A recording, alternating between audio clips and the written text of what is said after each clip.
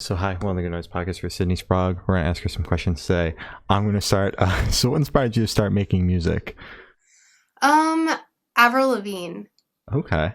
Yeah, Taste. yeah. When I was a really, really emo preteen, I was listening to a lot of her stuff and it just really inspired to share my angst with the world, I guess.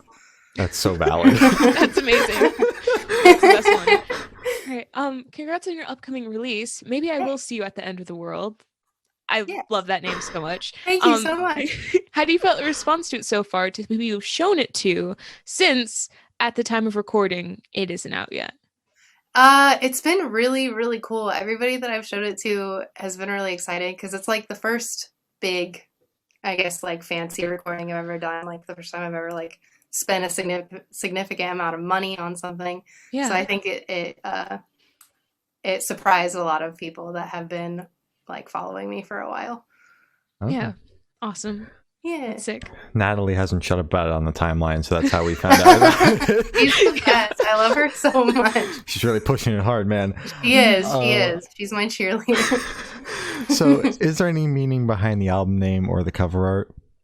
Yeah, the album name is actually from a track on the album. The song is just called End of the World, but there's a line in it that's maybe I'll see you at the end of the world. And it's about just kind of like waiting for life to be good, if that makes sense. Like you can see like light at the end of the tunnel, but you just like can't really seem to ever get there. It's just like this constantly moving post. And the artwork itself, it kind of like, it came about after we did all of the single art, but we kind of took all of these like objects that had meaning to me in the songs and kind of like put them in outer space. And then the album art is like the hotel room that all of these objects like exist in, and you can kind of see them like throughout the space in that room.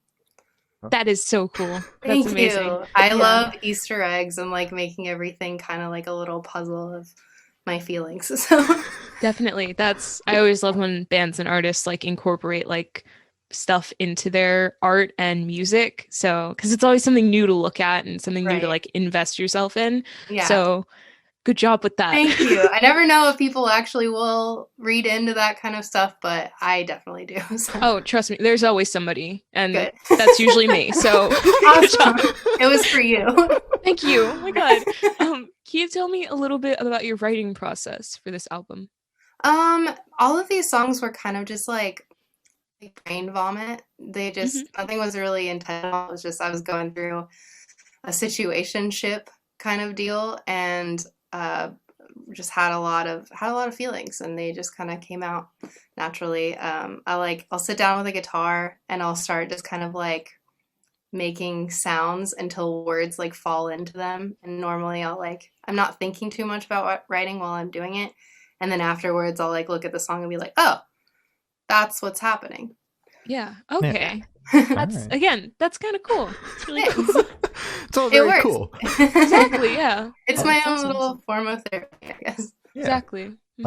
So, can you tell me like where your headspace is at while you're writing this album?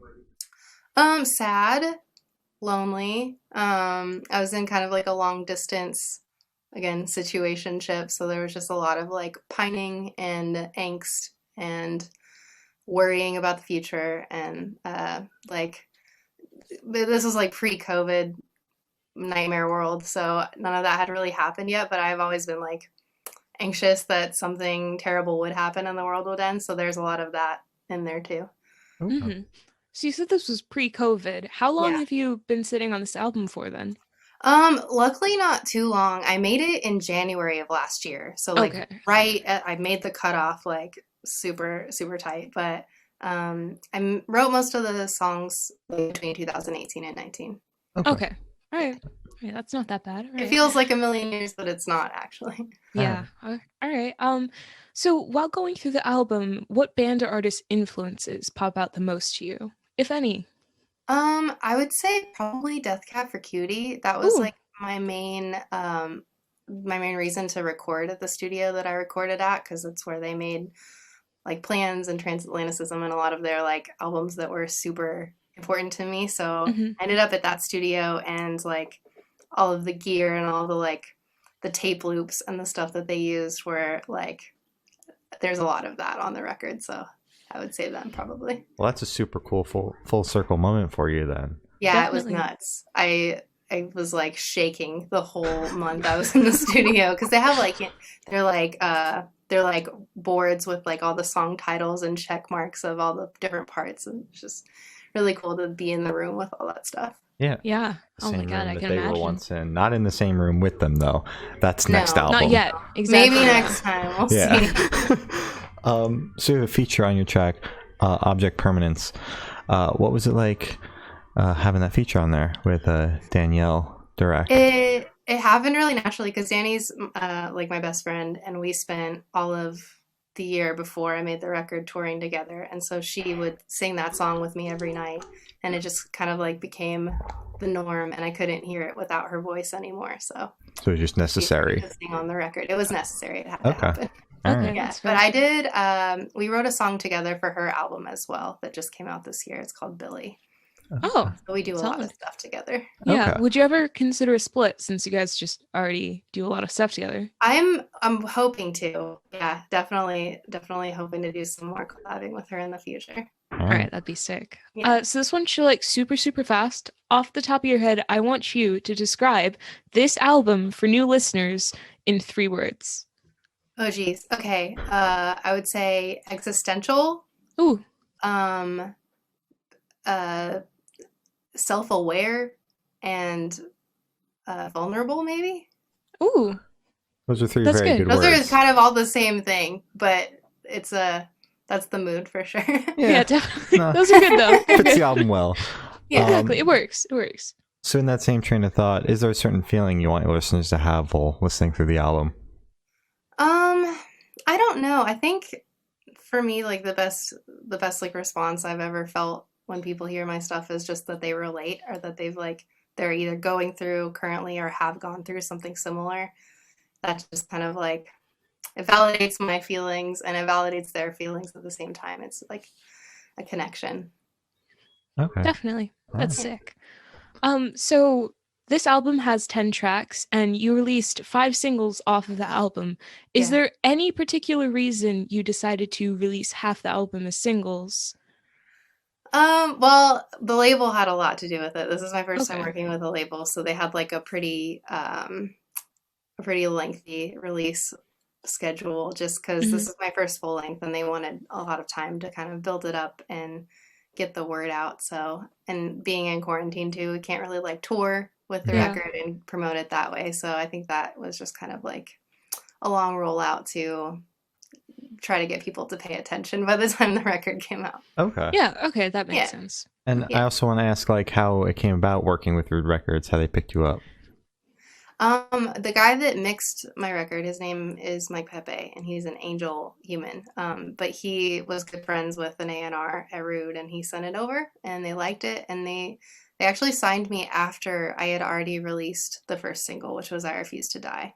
So Oh, that was already out, and they liked it, and they liked the rest of the record, so Okay. it's kind of all magically happened over Zoom, kind of like this, because they're all over in Italy.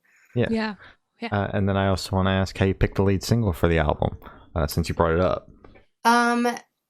Honestly, it was funny because I never saw that song really being a single. It's so short and not really like the format that normally would work, but it was right around, I think I released it in June of last year. So it was kind of, it just felt right because everything was so, I don't know if I'm allowed to swear. Everything was really bad. Yeah, at you the can time. swear. Yeah, Everything was fucked. And so There I you kind of go. wanted to put something out there that felt hopeful and like acknowledged the crisis, and I don't know, it felt like the right time for that song.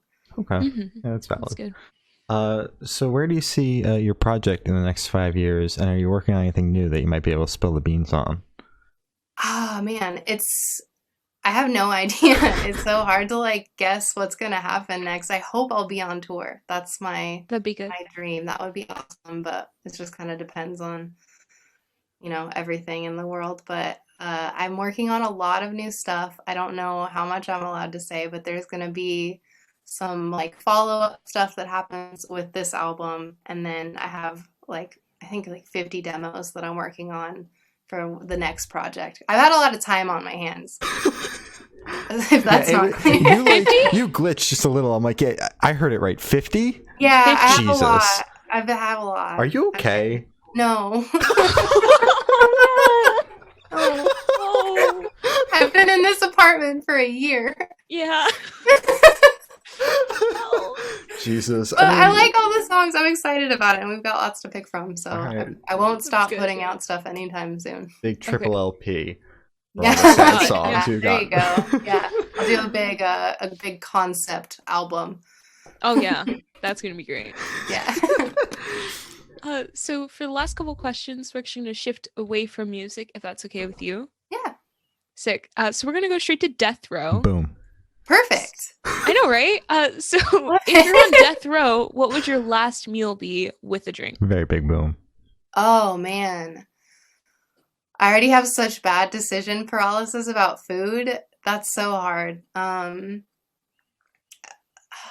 would say probably go back to my roots and do like a big Tex-Mex, like a Ooh. big pile of cheese enchiladas, something like that. With a Cheese. drink too. Maybe like a horchata, just really like Yeah. drown myself in dairy and go out with a bang. Okay. Amazing drink choice. You're the first person who said that, so I really appreciate it because that's like one of my Love favorites. it. It's so good. Mm-hmm. Hell yeah. So if you could live in one fictional world for a week, where would you live? Oh man. Maybe like, I don't know why Westworld was the first thing that came to mind. I just Mhm. think that would be really tight. I don't know. All right, solid. Solid, Good yeah. good Yeah. choice. Yeah. So I have the honor of asking the last question. Every single person we've spoken to has actually said it is the most important question. Okay. What is your favorite color? Black. Does that If we were to- count? If we If were to that say that's a counts. shade, what would your Okay. second favorite color be? I think like lavender, probably. Okay. Okay. Good Yeah, choice. that's my Good choice. birthstone. So All right. Oh, that's really Yeah. cool. That's really cool. Gloria is very black's a shade, but I'm okay with you saying black is your favorite color because I it's mean- mine as well. you know, Yeah. it's my vibe. So as Gloria said, that's all the questions we have today. Is there anything that you would like to plug? Let's see. I just dropped a music video today for my song Quitter. That's out everywhere on YouTube and all the stuff. And then my album is out on the 26th. So that's all I got. All right. Well, thank you for sitting out. This has been Sydney Sprague, and we're the Good Noise podcast.